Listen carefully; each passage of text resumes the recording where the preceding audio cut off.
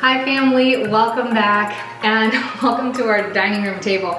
I realize I look really small in the frame here, but I wanted you guys to see kind of the majority of it. This is going to be part 2 of how I reduce decision fatigue, and I'm really bringing it into the idea of healthy hump day because the #1 area of the video was food and diet. And this was something that I stressed out about for a long time, and food mixed with stress, no bueno. Stress releases a lot of hormones like cortisol and adrenaline, which help you store fat. And you also secrete a lot of acids in your body as you're stressed out, and that sort of disrupts and sort of messes up your digestive process and also creates problems like reflux and heartburn. So it's not fun. If you haven't seen the video yet from a few days ago, go ahead and check that out in the link up here. I wanted to talk to you guys about how I eat and how I reduce decision fatigue in my eating. I used to always say eat 5 or 6 small meals a day, but then I learned about intermittent fasting and I realized that principles are good principles, but each principle may not necessarily mean it's the right one or the exact one for you. You can utilize these principles in combination with where you're at in life and understanding how to really truly listen to your body. And you might hear this a lot where people say, listen to your body. But if you really understand your body, you've got bacteria, you've got all kinds of things in your gut that try to tell you what to eat. And it might not necessarily be good for you and your health, but you really crave that because the body system is out of balance. So like I always say, I think the most important thing that you can do to develop a good foundation for these principles is to get yourself tested. Always hormone test, blood test, and I really recommend the food sensitivity test as well. This gives you a baseline of understanding what your body may or may not need, what it may or may not be sensitive to, and where it might be off balance. So the idea would be to get yourself balanced first, then as you go, develop the relationship of applying these principles and listening to your body while also reflecting on continual testing so that you can understand where your baseline is and exactly how to move forward in the most productive way. So if you've watched the first video, you understand the importance of why we want to reduce decision fatigue. Food is a huge part of it. We've got everything under the sun as far as food goes, multicultural foods that we have access to, tons of different snacks. If you want a cookie, just head down to the cookie aisle. They have a whole aisle dedicated to cookies and crackers. There's so many decisions we can make when we're in the grocery store, even looking at a menu when we're in the restaurant. So one of the ways that I've decided to incorporate reducing the decision fatigue method, or minimalism as we like to call it here, is by creating an eating schedule. I used to be the type of person that would ask myself anytime I get hungry, what should I eat now?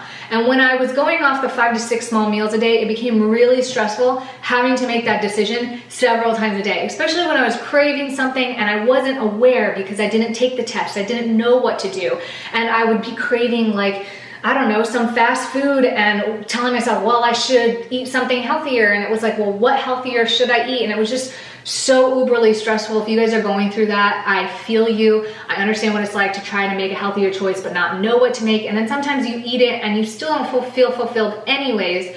So it makes it really tough and stressful. And so for me, I've broken it down to an eating schedule that has really worked out over the last few years. And I start by first waking up and juicing in the morning. It's just what I do. I like the juice. It helps alkalize my body. It helps cleanse and give more energy. I know that if you juice too much, there's a lack of fiber, so don't get obsessed with it because it's really easy to. But I like to just have a simple cup of juice a day. Normally, it's just orange juice for me. I like it because it incorporates some of the pulp so you don't lose that much fiber. But lately, I've been doing beets, carrots, apples, and ginger. It's just been my go-to every single morning, right first thing when I wake up. This is usually following a big glass of water with lemon. If I'm good about it, I really like to do that first, flush that out, then as I'm juicing, do that. And that usually lasts me for about the first hour of my day. The next thing I do is put together a smoothie or a fruit bowl. So this has been incorporated in a way that works for my body. I like to say that it would probably work for most people and feel really good. Although if you're used to eating a heavy breakfast in the morning, may take some adjustment. Again, do the test, or at the very least, take the time to get to know yourself and your body and what works and feels good to you. So the next thing I do after a smoothie or a fruit is typically closer to lunchtime, and if I'm being good about it, this is going to be some form of raw vegetables or leafy greens, so like a salad without any oil-based dressings. I don't like dressings that have lots of oil in it. If you guys study plant-based diets or just diets in general, we have so many people with heart disease. I think Americans, it's like 50%. Don't quote me, I'm really bad, but it's a lot of Americans have heart disease, and people who are on a plant-based diet are not exactly exempt from that. This is because a lot of the substitutes or replacements for meat and animal products come with lots of oil and an excessive amount of it. So it is common to hear that people who are plant-based or vegan do end up with heart disease, which is why it's really hard to say that any one specific diet in definition is good for anybody. You can be an unhealthy plant-based eater, somebody who likes their vegan cookies and likes to snack on kettle chips and kettle popcorn. And so it really comes with making the best decision. So that is why it's important when I say raw fruits and veggies and without the oil. Now, what'll happen is I actually break down my lunch. So you'll notice I have 2-part breakfast, 2-part lunch. Maybe 2 or 3 hours after that, I'll be hungry again and I start to incorporate more grains. Lately, what I've been eating is vegetable soup that I make, which is vegetable broth, as well as cabbage, potatoes, carrots, and onion and broccoli in the soup. And then if I feel like I need grains at that time, I'll throw in some quinoa or some brown rice, and sometimes even some brown rice noodles like the My Fun noodles. But basically what happens is it's the same every day.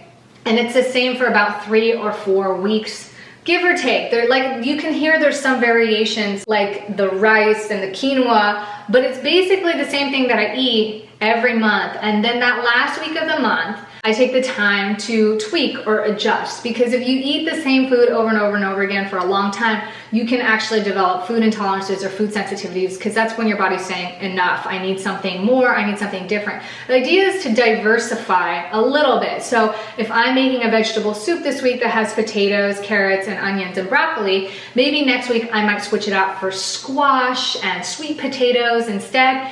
And that way it's getting diversity in color, but it's basically the same thing. I'm not having to decide what am I gonna eat for mid-lunch today. I already know it's gonna be soup, and the only decision I have to make is just tweaking the vegetables a little bit so that I get that diversity in nutrients on a weekly basis. So lastly, I like to incorporate my fats and starches in the evening. This is what works really well for me. Like I said before, some of you guys might be the exact opposite, where you like a big hearty breakfast in the morning and then you taper off and eat a very lean meal in the evening. And it's really easy to do that too. You would just switch some of this stuff and put your fats and starches in the morning. But again, feel it out for yourself. Typically, fats and starches for me in the evening include potatoes, beans, avocados, anything that's heavy with coconut. We cook with coconut oil. I might stir fry some asparagus with the coconut oil and then add some avocado, aioli with that. It just depends on what I've decided to choose for the month. Typically, my snacks, my healthy option of snacks, include tea, nuts, fruits like berries are my absolute favorite. So my fridge is stocked with strawberries and raspberries right now. It was what was ripe and in season. We love going blueberry picking out here.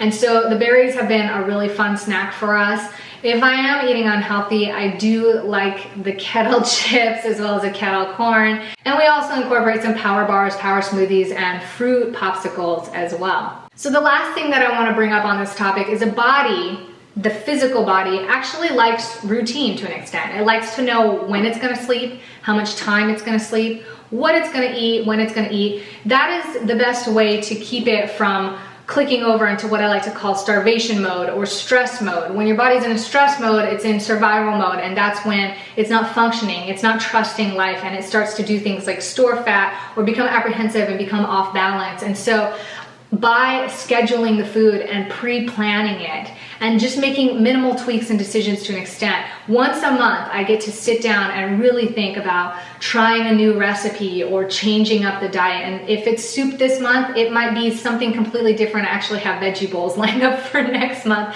So we just plan it out and try new things. I try when I'm really, really good to incorporate 2 or 3 new recipes at the beginning of the month. I'm not always great at it, but I like doing that because then it diversifies the food. It's really easy to get in the swing of things where everything's the same all the time.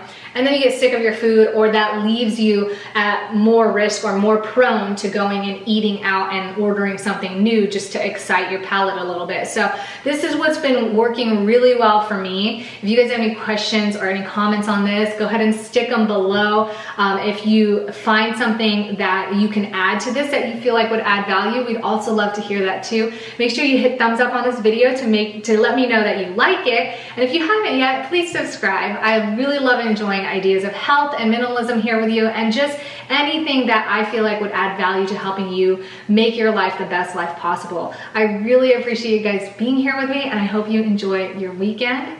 Love you guys. I will see you in the next video.